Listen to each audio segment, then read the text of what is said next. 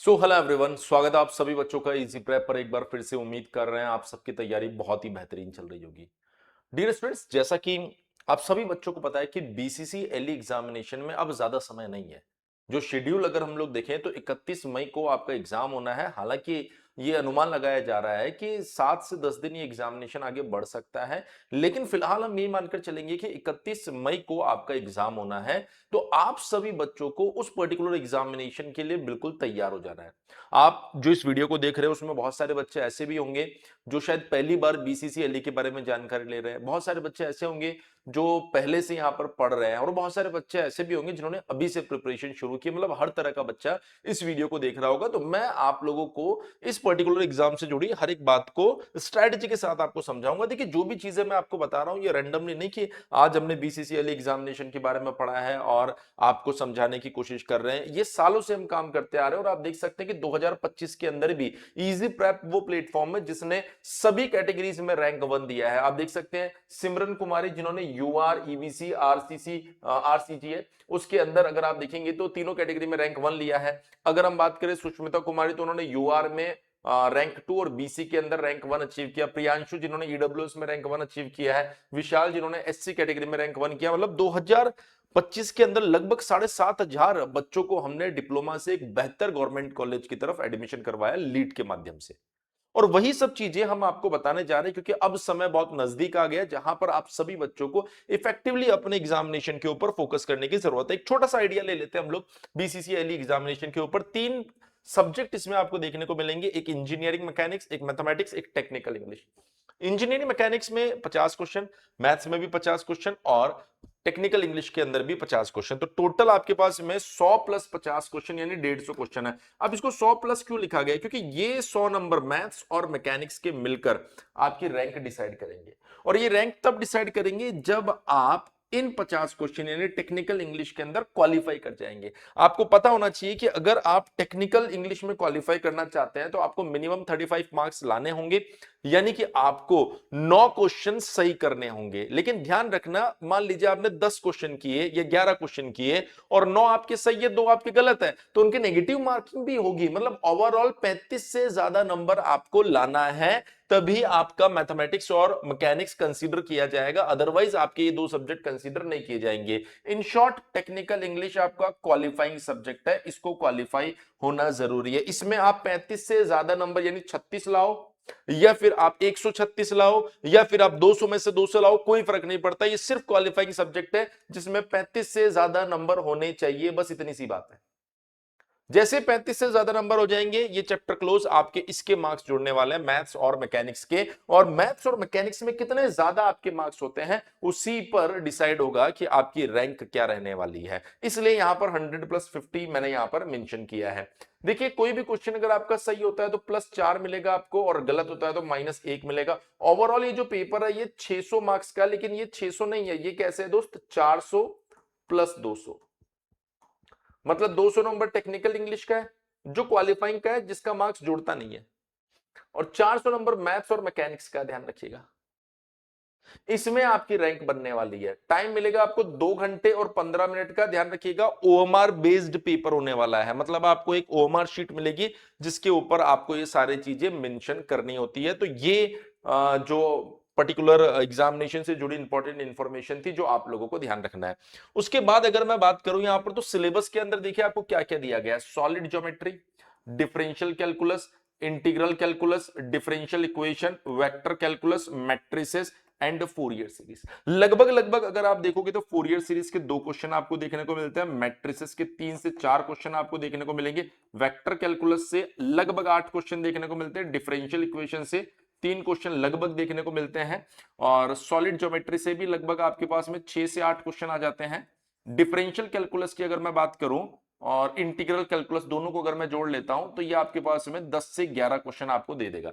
मतलब अगर आप इन क्वेश्चंस को जोड़ते हो तो देखो 8 और 10 18, 18 और 3 21, 21 और 8 ये हमारे पास में आ जाते हैं यहाँ पर 29, 29 और 4 33 और 2 ये आ गया आपके पास में 35 नंबर। अब अगर आप देखोगे तो थोड़ा सा डिस्ट्रीब्यूशन को सही करते हैं यहाँ पर, ये आपके पास में लगभग 8 नंबर का आएगा और ये अलग से आपके पास में 6 नंबर का आएगा। अभी भी यहां पर आप देखोगे तो 8 से 10 क्वेश्चन शॉर्ट होंगे। कारण क्या है, कुछ पेपर में हम देखते हैं मैट्रिसेस के एक आध क्वेश्चन एक्स्ट्रा आ जाते हैं, कुछ वेक्टर कैलकुलस के अंदर 10 क्वेश्चन भी देखने को मिल जाएगा, तो इसका टोटल 50 नहीं होगा। फिर भी अगर आप देखेंगे तो 8 8 16 16 और 6 आपके पास में आ रहा 22 22 और 3 आ गया 25 25 और 8 ये बन रहा है हमारे पास में 33 33 और 6 ये बन रहा है 39 के आसपास बन रहा है, क्योंकि ये अभी एवरेज अपन ने बताया है। वेक्टर कैलकुलस से एक्स्ट्रा क्वेश्चन आपको देखने को मिल सकता है, डिफरेंशियल इक्वेशन से कभी कभार एक दो और एक्स्ट्रा क्वेश्चन मिल जाएंगे, इंटीग्रल कैलकुलस से ज्यादा, मतलब ये मिनिमम लेवल हमने यहां पर लिखा है, जिसकी वजह से टोटल आपके पास में 40 क्वेश्चन के आसपास आ रहा है। तो आप ये ना सोचे कि सर टोटल 50 होते हैं आपके पास 40 ही क्यों हो रहे हैं, क्योंकि हमने यहां पर एवरेज लेकर बताया है। बहुत सी बार ऐसा होता है किसी एक चैप्टर से आपको, मतलब हाई वेटेज चैप्टर की अगर आप बात करोगे ना, तो 1 2 3 और 4 ये हाई वेटेज होते हैं। लेकिन अब आप ये ना सोचे कि सर जो हाई वेटेज चैप्टर्स हैं हम तो एक काम करते हैं उसी के ऊपर फोकस कर लेते हैं, नहीं। जो आपके पास में मैट्रिक्स है ना बेटा, इसका क्वेश्चन आता है ना वो बहुत आसान आता है। जो आपके पास में डिफरेंशियल इक्वेशन है इसका क्वेश्चन आता है ना वो बहुत आसान आता है। अगर आप देखोगे तो दोनों को मिला के 7 से 8 क्वेश्चन अगर आपके पास में आ जाते हैं, तो यकीन मानिए बच्चे, यकीन मानिए आप लोगों को ये 7 से 8 क्वेश्चन जो है ना, ये टॉप 600 या 700 रैंक में पहुंचा देंगे। इसलिए गलती से भी ये स्ट्रेटजी ना बनाए कि हाई वेटेज है तो इसको कर लेता हूं। बहुत सी बार ऐसा होता है कि अपन हाई वेटेज की ओर जाते हैं और वहां पर आपके पास में क्वेश्चन टफ आ जाता है। सेम अगर आप बात करेंगे तो 9 चैप्टर इंजीनियरिंग मैकेनिक्स में दिया है, introduction, vector methods, various system of forces, equilibrium, friction, kinematics and kinetics of particle, impulse and momentum, kinematics and kinetics of rigid bodies, work, energy and power. देखिए अगर आप देखेंगे तो 9 चैप्टर इसके अंदर है, 7 चैप्टर इसके अंदर है। जब आप कोर्स को देखेंगे ना मेरे, तो उसके अंदर इनके वीडियोस ज्यादा है, इनके वीडियोस कम है, क्योंकि इसमें थ्योरी पार्ट या मैं कहूं वैरायटी पार्ट कम होता है, इसके ऊपर आपको करनी होती है प्रैक्टिस। सेम अगर आप इसमें देखेंगे तो इसमें टाइप 1 टाइप 2 टाइप 3 ये बहुत सारी होती है, इस वजह से इसके साथ साथ ही प्रैक्टिस हो जाती है, जिसकी वजह से इसके वीडियो लेक्चर्स आपको ज्यादा दिखाई देंगे। लेकिन मैं आपको सजेस्ट करूंगा आप दोनों सब्जेक्ट्स को पूरा पढ़कर जाइए। आप में से वो बच्चे जो पहले से हमारे साथ तैयारी कर रहे हैं, 20 मई तक आपको काम करना है कि अपने पूरे सिलेबस को कंप्लीट कर लेना है। आप में से वो बच्चे जो 6 सेमेस्टर का एग्जाम देने वाले हैं, उनको मैं शुरू से बोलता आ रहा हूं कि 6 सेमेस्टर के एग्जाम से पहले पहले आप इन चीजों को कवर कर लो, ताकि आप लोगों को एग्जामिनेशन में दिक्कत नहीं आए। लेकिन अगर फिर भी दिक्कत हो रही है, मतलब फिर भी आप पूरा नहीं कर पाए हैं, तो जैसे एग्जामिनेशन खत्म हो तो मैं आपके लिए प्रीवियस ईयर क्वेश्चंस की प्रैक्टिस लेकर आऊंगा। उसके साथ साथ आप अपने सिलेबस को कंप्लीट कीजिए। बिना सिलेबस कंप्लीट किए अगर आप पीवाईक्यूज में बैठते हैं या फिर अगर आप एग्जाम देते हैं, तो आपके लिए कहीं ना कहीं डिसअपॉइंटमेंट हो जाएगा। तो वो बच्चे जो पास आउट है, 20 मई तक अपने पूरे सिलेबस को कंप्लीट कर लो दोस्त। कैसे कंप्लीट करेंगे वो मैं कोर्स की भी बता दूंगा आपको। और वो बच्चे जो अभी 6 सेमेस्टर में है, मोस्ट प्रोबेबली उन्होंने सिलेबस कंप्लीट कर लिया होगा, पर अगर नहीं किया हो तो जैसे 6 सेमेस्टर का एग्जामिनेशन आपका खत्म होता है, तो मेरी स्पेशल क्लासेस के साथ साथ अपने सिलेबस को भी आप कंप्लीट करते रहिए। क्योंकि अब जो बारी है ना, वो सिर्फ और सिर्फ ये है कि सर पीवाईक्यू और मोस्ट एक्सपेक्टेड क्वेश्चन को लाइव सॉल्व करना है। तो आपकी एक ही स्ट्रेटेजी होनी चाहिए कि 20 मई के बाद में 21 मई से हम लोग तैयार रहें कि सर 21 मई से हम आप लोगों के साथ जुड़ेंगे। सर कोई बच्चा बोलेगा सर मेरा तो 21 को भी एग्जाम है, वो अब लास्ट एग्जाम को आप इतना सीरियसली, मतलब आप ऐसा मत सोचो कि भाई 21 को एग्जाम है तो शाम को मैं कैसे पढ़ूंगा। आप एग्जाम दो, शाम को मेरे साथ जुड़ो। क्लियर है? तो अब आप समझिएगा कि आप सभी बच्चों को एक ही चीज दिमाग में रखना है कि 21 तारीख से लेके आने वाले 31 मई तक आप लोगों को 100% इस एग्जामिनेशन पर काम करना है, वो भी मेरे साथ पीवाईक्यू को सॉल्व करना, मोस्ट एक्सपेक्टेड क्वेश्चन को सॉल्व करना है। लेकिन उसके लिए आपकी खुद की तैयारी ये होनी चाहिए कि ये सब आप कंप्लीट करके आए क्लासेस में से।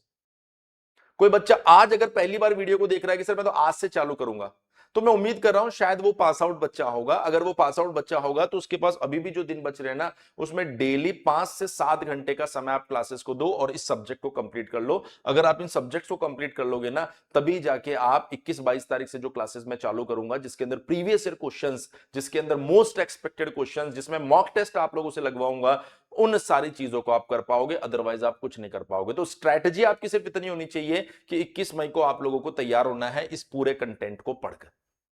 सर ये कंटेंट मिलेगा किसमें? ये सारा का सारा कंटेंट जो आपका फास्ट ट्रैक बैच है, इस फास्ट ट्रैक बैच में हम प्रोवाइड करवा रहे हैं। आपको पूरी की पूरी क्लासेस मिल जाएगी 2026 की इस फास्ट ट्रैक बैच के अंदर।